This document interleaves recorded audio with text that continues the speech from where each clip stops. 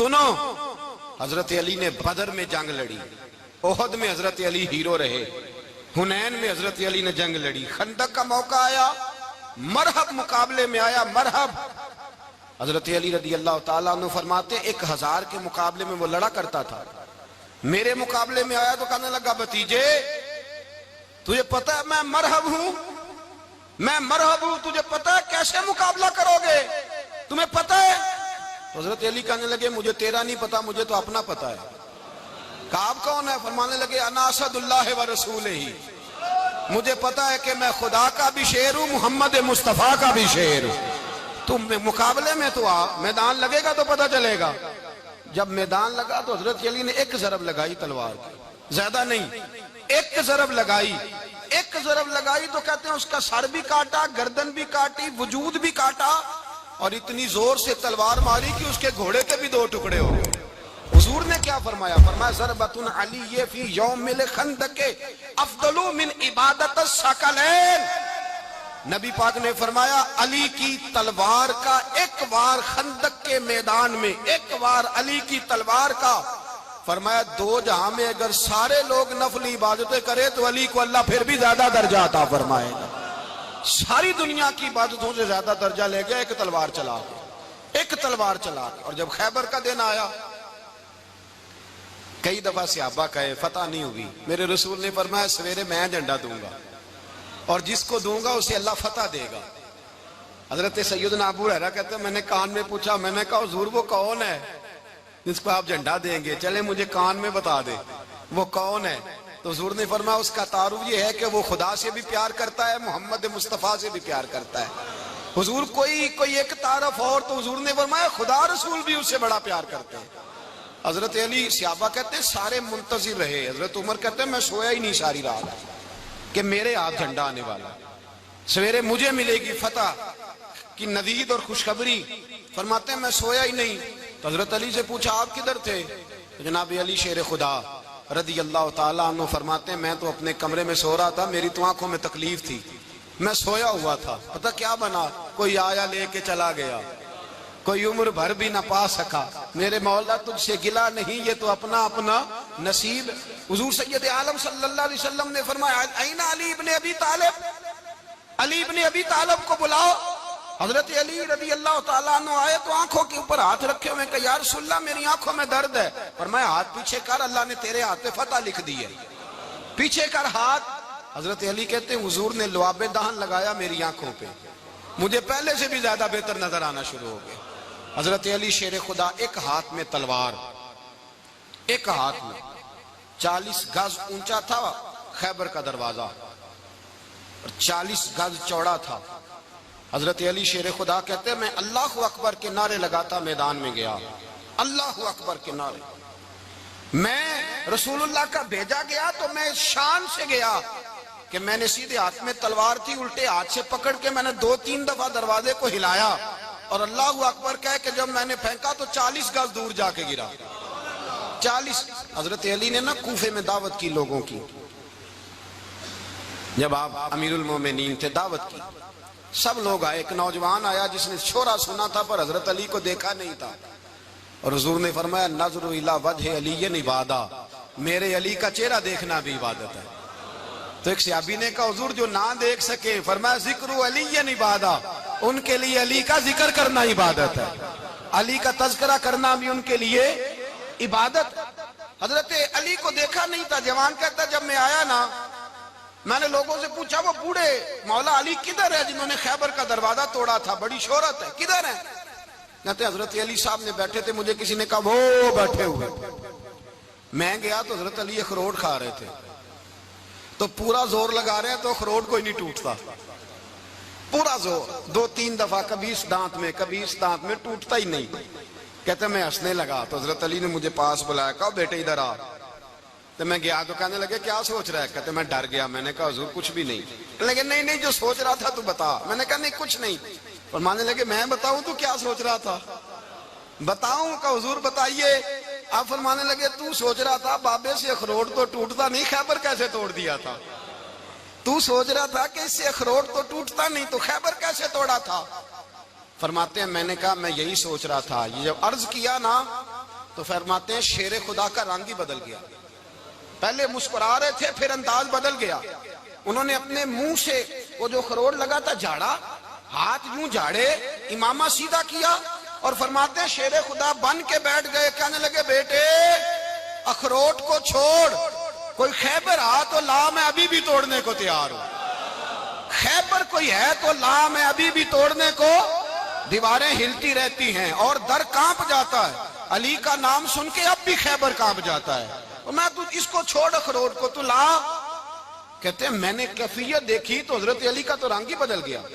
میں نے کہا واقعہ یہ توڑ ڈالیں گے, یہ خیبر آج بھی یہ توڑ ڈالیں گے, کیفیت ہی بدل گئی. فرماتے ہیں شیر خدا مسکرائے, کہنے لگے بیٹا ڈرنا, مسئلہ سمجھ. کہا حضور کیا ہے؟ آپ فرمانے لگے اخروٹ میں جسم کی قوت سے توڑ رہا ہوں اور خیبر میں نے اپنے ایمان کی قوت سے توڑا تھا. میرے ایمان میں آج بھی بڑی قوت ہے. آج بھی اگر کفر للکارے گا, آج بھی اگر دین کا دشمن للکارے گا, علی کا جذبہ جہاد آج بھی بڑا جوان ہے. غیرت ایمانی آج بھی بڑی, دین کے ساتھ وفا کا رشتہ آج بھی بڑا میرا جوان ہے. تو بتا کوئی خیبر توڑنا ہے تو حضرت علی شیر خدا, ہر جگہ قربانی حضرت علی کی. جب مدینے میں نا حضور نے سب کو انصار اور مہاجرین کو بھائی بھائی بنا دیا تو حضرت علی چپ کر کے کھڑے ہیں. حضور نے فرمایا کیا سوچ رہے ہو؟ کہا حضور مجھے بھی تو کسی کا بھائی بنائے نا. حضور نے فرمایا انت اخی فی الدنیا والآخرہ, تو دنیا میں بھی میرا بھائی ہے, آخرت میں بھی میرا بھائی ہے. امام راضی نے لکھی ہے ایک بات, بڑی عجیب بات لکھی. امام راضی کہتے ہیں زمین پہ نبی پاک نے حضرت علی کو بھائی بنایا تھا تو آسمانوں پہ جبریل امین نے حضرت میکائیل کو بھائی بنا لیا. تو رب کریم نے پوچھا کیوں بھائی بن گئے ہو؟ کہا تیرے محبوب کا جلوہ دیکھ کے بن گئے. جس رات نبی پاک صلی اللہ علیہ وسلم ہجرت کر کے آئے نا, ایک کو حضور نے ساتھ لے لیا, امیر المومنین حضرت ابو بکر صدیق. ابو بکر دا پہلا نمبر کس کا ہے؟ دوسرا, تیسرا, چوتھا. یہ سبق بچوں کو یاد کرائیں. اب ہمارے لوگ مسئلے بھی قوالوں سے پوچھنے لگ گئے, فتویٰ بھی قوال کا چلتا ہے, اللہ خیر کرے. حضرت ابو بکر صدیق کو حضور نے ساتھ لے لیا ہجرت کی رات, اور مولا علی شیر خدا کو بستر پہ سلایا. رستے میں بھی بڑا خطرہ تھا پر بستر پہ اس سے زیادہ خطرہ تھا, اس لیے کہ جب چادر میں لپٹا ہوا کوئی شخص ہے تو کسی کو کیا پتا کون ہے. اگر آ کے وہ پردہ نہ ہٹاتے, ایسے ہی قتل کر دیتے تو کیا پرسان حال ہوتا, کچھ بھی نہ ہوتا. امام راضی کہتے ہیں رب کریم نے فرمایا جبرائیل میکائیل تم دونوں کہتے تھے ہم بھی بھائی بھائی بن گئے ہیں, بتاؤ تم میں سے کوئی ایک دوسرے پہ جان قربان کرے گا جان؟ فرشتے خاموش ہو گئے. تو رب نے فرمایا اب نیچے ذرا جلوے تو دیکھو, علی میرے رسول پہ جان قربان کر رہا ہے, جاؤ دیکھو نا جا کے جلوے, تم تو بھائی بھائی بنے تھے.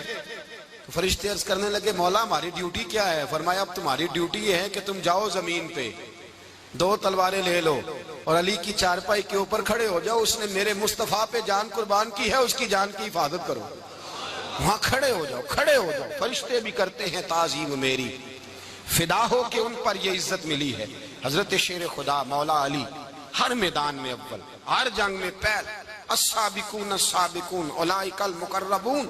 اللہ فرماتا ہے سبقت لینے والے سبقت لے گئے, آگے گزرنے والے آگے گزر گئے, اور یہی لوگ ہیں جنہیں رب کا قرب نصیب ہوا. حضرت علی نے مکان نہیں بنایا, ساری زندگی مکان نہیں بنایا, کوئی کاروبار نہیں کیا ساری عمر. اب اس پہلو پہ بھی ذرا غور کریں. حضرت علی رضی اللہ تعالیٰ انہوں نے کوئی بینک بیلنس نہیں بنایا. صحابہ کرام علیہم رضوان فرماتے ہیں بڑے بڑے رشتے آئے سیدہ فاطمہ کے لیے, بڑے بڑے امیر کبیر لوگوں. حضور نے فرمایا میں رب کے فیصلے کا انتظار کر رہا ہوں. ایک دن تینوں یار ان لوگوں کا خلوص دیکھے مولا علی کے ساتھ, حضرت ابو بکر, حضرت عمر, حضرت عثمان. حضرت علی ایک یہودی کے باغ میں مزدوری کر رہے تھے تو وہاں گئے اور جا کے کہا علی تو حضور سے سیدہ فاطمہ کا رشتہ کیوں نہیں طلب کرتا؟ تو حضرت علی کہنے لگے بھائیو نہ مکان ہے, نہ گھر ہے, نہ کچھ ہے, رشتہ کیسے مانگ لوں؟ کہا تو جا تو صحیح, ہمیں تو لگتا ہے رسول پاک تیرا انتظار کر رہے ہیں. مولا علی شیر خدا کہتے میں گیا اور جب میں حضور کی بارگاہ میں گیا تو انہوں نے مجھے تیار تھے نا, تیار کر کے بھیجا, مجھے لفظ بھی سکھائے کیا کہنے ہیں, لیکن جب میں وہاں پہنچا نا تو میرے اندر طاقت ہی ختم ہو گئی بولنے کی. سلام لے کے تو حضور کے پاس بیٹھ گیا. حضور نے فرمایا علی کیسے آئے ہو؟ تو میں خاموش. پھر پوچھا کیسے آئے ہو؟ میں خاموش. پھر پوچھا کیسے آئے ہو؟ میں خاموش. کہتے دلوں کا حال جاننے والے رسول نے فرمایا علی فاطمہ کے لیے آئے ہو؟ فاطمہ کے لیے آئے ہو؟ تو حضرت علی کہتے ہیں میرا جواب بڑا نرالا ہے. میں نے کہا حضور وہ تینوں میرے پاس باغ میں گئے تھے, وہ تینوں گئے تھے, مجھے انہوں نے بھیجا ہے. کہتے رسول پاک مسکرا دیے, فرمایا علی انہوں نے نہیں تجھے بھیجا, رب کریم نے فاطمہ کا تیرے ساتھ نکاح کر دیا ہے, تیرے لیے فیصلہ ہو گیا ہے فاطمہ کا, تیرے حق میں فیصلہ ہو گیا. حضرت علی سیدہ فاطمہ کو بیاہ کے لے گئے تو حضرت زید بن حارثہ کے مکان میں, کوئی مکان نہیں. او بھائی تو دولت دیکھ کے بیٹی کی شادی کرتا ہے, سرمایہ دیکھ کے پھر دعا کراتا ہے, دعا کریں اللہ میرے داماد کو ہدایت دے دے.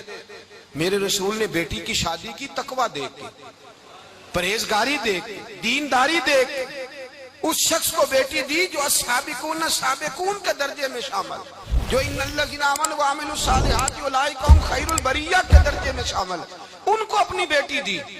حضرت علی شیر خدا رضی اللہ تعالیٰ عنہ فرماتے کہ سیدہ فاطمہ الزہرا کو میں بیاہ کے لایا, سارے گھر کے کام حضرت فاطمہ نے کیے.